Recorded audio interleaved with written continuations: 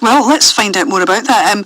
We sent our reporter Bob Dixon along. It was quite chilly, put on his thermals, and he found out more about what is a joint venture between the writing collective Inky Fingers, what a great name, Scotland's Festival of History, and Lothian Buses. Well, it's just after breakfast on a bitterly cold and crisp winter's morning, and already there are tourists queuing up here just off Edinburgh's Princess Street to board some of the dozens of tour buses which visit the capital's places of interest year in, year out. 2 tickets. This one gets... The Royal, it gives you fast-track entry into Holyrood Palace, Edinburgh Castle and the Royal Yacht Britannia.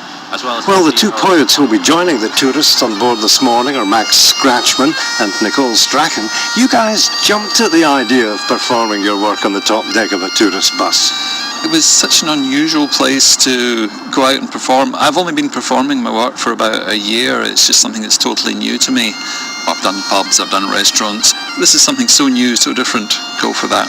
I thought, that sounds really cool, and I wrote this poem and I sent it in. So this one is about James Young Simpson. He discovered that chloroform could be used for anesthesia, and so I wrote a poem about that. How easy was it to write a poem about chloroform?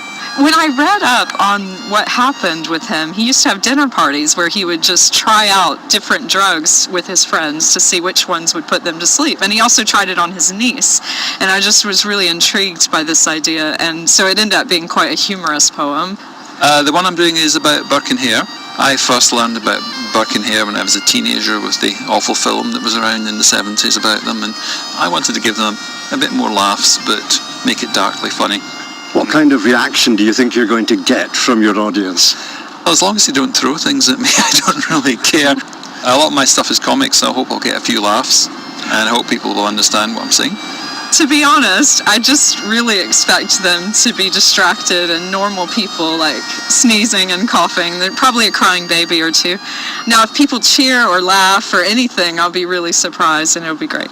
How important do you think it is for writers like yourself to be able to perform your work in unconventional places? It's essential.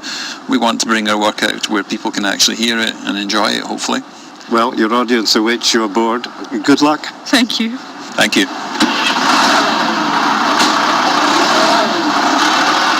Good morning, ladies and gentlemen. A very warm welcome to the Edinburgh Tour. The tour encompasses what's known as the Old Town of Edinburgh. That gives us a good chance to see the castle.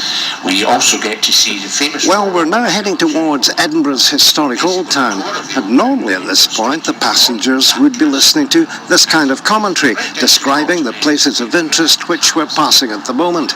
But today, aboard this tour bus, there's an extra treat in store for them.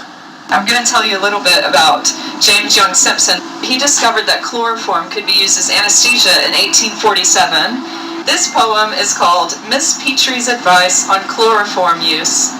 My dear young James, please have a nap on the bus tonight as we make our way down Princess Street.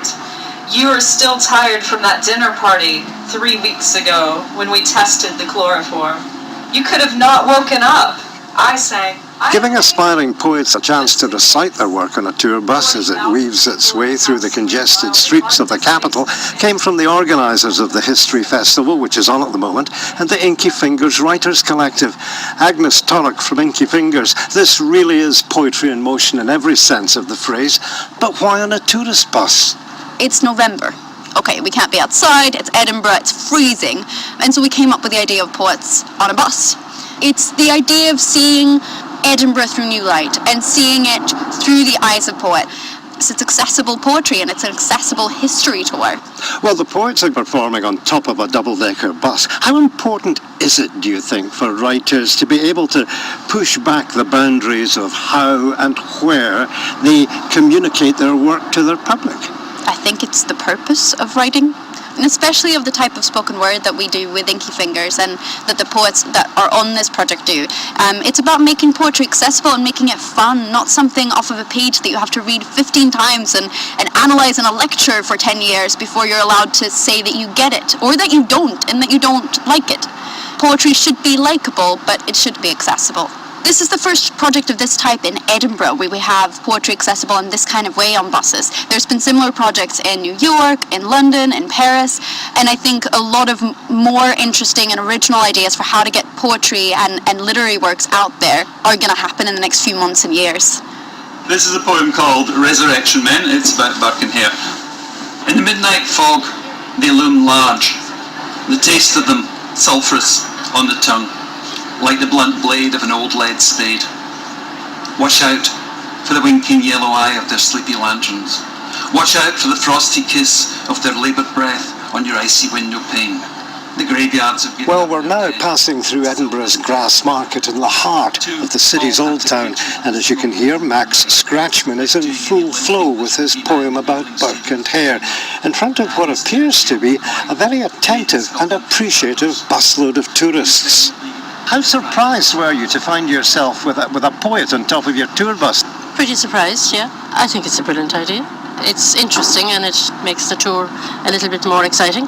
There's so much culture around this city, like nothing would surprise me. It's nice, yeah. What do you think of the idea of having poetry spouted at you? Oh, it's lovely because, I mean, a lot of poetry, people don't have time to read books. So it's nice to have a poem or two, you know, for people to pick up a book then afterwards and say, jeepers, we heard all about him over in Scotland. Yeah, I liked it. It was lively and dynamic, kind of gave it some spice. Just another, I guess, poetic take on the sights. Yeah, it was great. What do you think of the idea of having a poet on a bus? I think it's quite nice. It's a way to draw inspiration from some of the historical monuments and figures that have been in Edinburgh. Nicole Strachan and Max Scratchmann. The audience certainly seemed to enjoy that. How was it for you? I really enjoyed that. It was really fun to have an audience. I thought people were really attentive and I didn't quite expect that, and they seemed to laugh in appropriate moments, so I can tell they were paying attention, which was great. I thought it was great. It makes a real change to actually come out and be with the landmarks that we're talking about rather than being in some little poetry venue somewhere talking about them in the abstract. And the passengers on the bus really seem to get involved. Yeah, well, I think so. I mean, Nicole and I are such gifted poets that, you know, we do tend to captivate audiences, and, you know, this was no exception here. To what extent do you think that this is an experiment worth repeating? Oh, I think it's an experiment that should be made as a regular feature on the tour, but preferably in the summer. Yeah, I do think this is worth repeating even in other venues. I do think that this is a very valuable experience to get poetry out. This is a city of literature, so it's good to share what we do. Agnes Torlock from Inky Fingers, the audience seemed to like it. How worthwhile an experiment was that?